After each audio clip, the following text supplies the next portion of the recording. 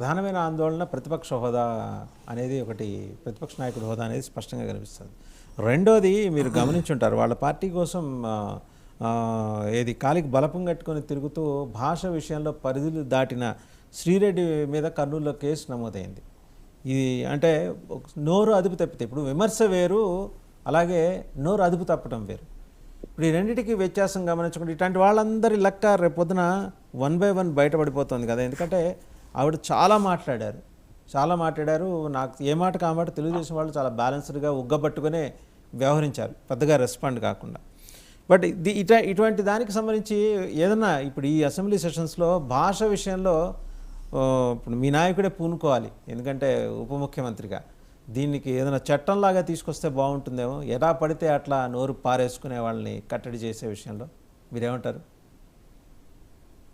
వాసు గారు, ముందుగా మీకు గుడ్ మార్నింగ్. ప్యానెల్లో ఉన్న వాళ్ళందరికీ గుడ్ మార్నింగ్, అలా వీక్షకులకు కూడా గుడ్ మార్నింగ్ అండి.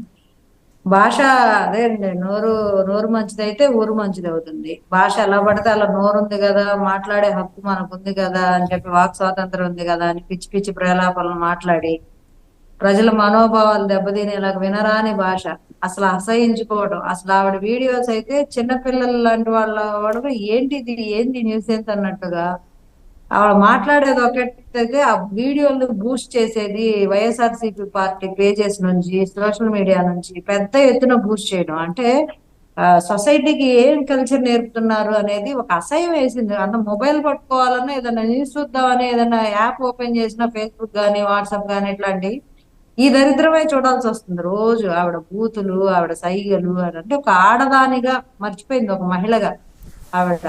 సో ఇలాంటి సంస్కృతి అంటే విష సంస్కృతిని జనాల్లోకి చొప్పించడానికి 5 సంవత్సరాలు ఆవిడ వీరోచితంగా పనిచేసింది. కాబట్టి ఆవిడ కొంచెం బ్రేక్ ఇచ్చి, ఇలాంటివి ఎవరైనా ప్రయత్నాలు జరిగితే, ఇక్కడ నుంచి విధ్వంసం వైపు ఏదైనా ప్రయత్నాలు జరిగితే మాత్రం ఖచ్చితంగా యాక్షన్ తీసుకోవాలి. అలాగే భాషను కూడా మీరు చెప్పినట్టు సరిచేయాల్సిన అవసరం ఉందండి. ఏ నాయకుడైనా అంటే ఆ అధికార పక్షమైన ప్రతిపక్షమైన రాజకీయాల్లో ఒక హుందాతనాన్ని అనేది, అంటే పూర్వం ఎలాగ పాటించేవాళ్ళు ఆ హుందాతనాన్ని పాటించాలి. అంటే ఎక్కడికెక్కడికో తీసుకెళ్లిపోయారు కదా మన జగన్మోహన్ రెడ్డి గారు. ఏ విషయం మాట్లాడినా పర్సనల్ అటాక్ చేయడం అనేది గత ప్రభుత్వంలో ప్రధాన ఎజెండా. వాళ్ళు ఆ ఎజెండా మీదే పనిచేశారు. ఏదైనా పాలసీ గురించి మాట్లాడినా ఇప్పుడు మా ప్రభుత్వం మీద విమర్శిస్తున్నారండి. ఇప్పుడు మేమేమన్నా వాళ్ళ మీద పర్సనల్ అటాక్ చేస్తున్నామా? ప్రెస్ మీట్లు పెట్టి లేదు కదా.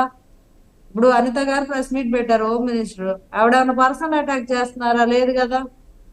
ఆవిడ ఎవరైనా ఇస్తున్నారు. ఇదేంది, ఏదన్నా మాట్లాడితే కూర్చోబెట్టి మంత్రుల్ని, ఎమ్మెల్యేలని, ఎంపీలని, సోషల్ మీడియాని అంటే వాళ్ళ మీద విరుచుకుపడటం, వ్యక్తిగతంగా హననం చేయడం, బూతులు.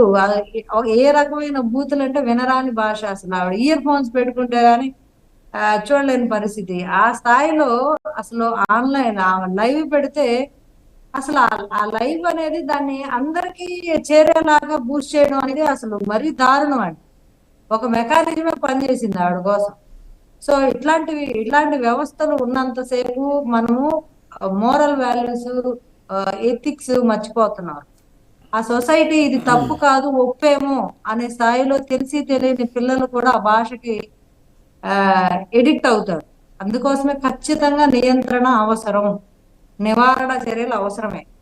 అందుకనే ఎవరో దీనికి ఎక్కడో చోట పులి స్టాప్ పడాలి. ఇలాంటి వాళ్ళు కొత్త కొత్త వాళ్ళు పుట్టుకొచ్చి రేపు వైసీపీ కొంచెం ఎదురు దాడి చేస్తే మళ్ళీ ఇక్కడ అధికారం ఉంది కదా అని చెప్పి ఇంకెవరైనా ఇలాంటి, అంటే నేను అధికార పక్షాన్ని అంటే వైసీపీలో నుంచి వస్తారు వాళ్ళు కూడా, సానుభూతి పరులు కూడా. కూటమికి సానుభూతి పరులు వైసీపీ నుంచి వస్తారు. ఇది విచిత్రం అన్నమాట. వేస్తారు టవల్, ఏదో టవల్ వేసుకోవడం, కూర్చోవడం, బూతులు మొదలు పెట్టడం, స్టార్ట్ ఇంకా గేమ్. ఇలాంటి గేమ్ ప్లాన్స్, మైండ్ గేమ్స్ బాగున్నాయి. సో ఇది కూడా అన్యాయాలు, అకృతాలు జరిగిపోతున్నాయి, హత్యలు జరిగిపోతున్నాయి అని చెప్పి హడావుడి, ఒక ఫేక్ ప్రాపగాండా ఏదైతే వైఎస్ఆర్సీపీ పార్టీ చేస్తుందో అది వాళ్ళ విఘ్నతకు వదిలేయాలి. ఈ మనుషులంతా ఇప్పుడు ఎవరైతే దారుణాలు 36 హత్యలు అంటే ఏడ జరిగినాయి మరి మాకు తెలియదు. సాక్షి పేపర్లో జరిగి ఉంటాయి నాకు తెలిసి, ఇంకెక్కడ జరిగి ఉండవు. సాక్షి మీడియాలో, సాక్షి పేపర్లో. అందులో చనిపోయిన నా హోమ్ మినిస్టర్ గారు క్లారిటీ ఇచ్చారండి. జరిగింది 4 హత్యలు, అందులో 3 తెలుగుదేశం కార్యకర్తలు చనిపోయారండి.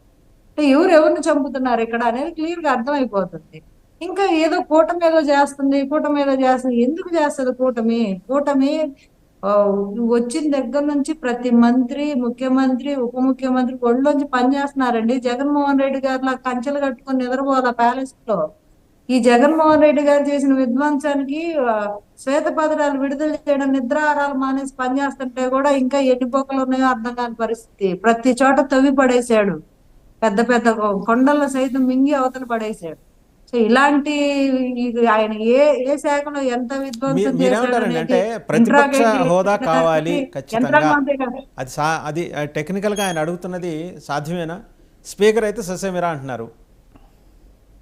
అసలు ఆయనకి ఫస్ట్ ఏంటంటే నాకేంది, నా పార్టీకి ఏంది, నాకు హోదా కావాలి, నాకు అధికారం కావాలి, ఇది తప్పితే ప్రజలకు మనం ఏమన్నా ఓడబడుద్దాం అనే విషయం అయితే ఆయనకు లేదు మైండ్ లో. అది అందరికి క్లియర్ గా అర్థమవుతుంది. ప్రతిసారి ఎక్కడికి వెళ్ళినా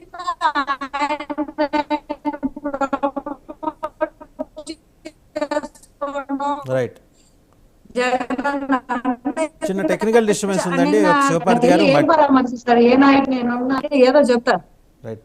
అలాంటిది పోయి నీకు 15,000, నీకు 15,000, నీకు 15,000 జగన్ అన్న విద్యా దీవెన, వసతి దీవెన పోయి ఆయన శివపార్తి గారు, చిన్న టెక్నికల్ డిస్టర్బెన్స్ ఉంది, మళ్ళీ మీ దగ్గరకు వస్తాను.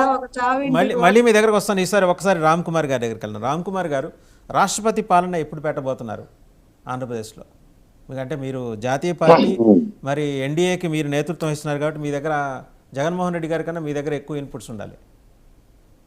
డేట్ ఏమైనా అనౌన్స్ చేస్తారా? బాగుందండి. కాదండి, ఇప్పుడు ఆ శ్రీరెడ్డి గారి టాపిక్ నుంచి మొదలుపెట్టి రాష్ట్రపతి పాలనకి వెళ్తారండి. మరి అంతే, ఇప్పుడు అన్ని ఎక్స్ట్రీమ్సే కదా, వైసీపీ ఏది ముట్టుకున్నా ఎక్స్ట్రీమ్. అంతే. ఇప్పుడు వైసీపీ పార్టీ ప్రెస్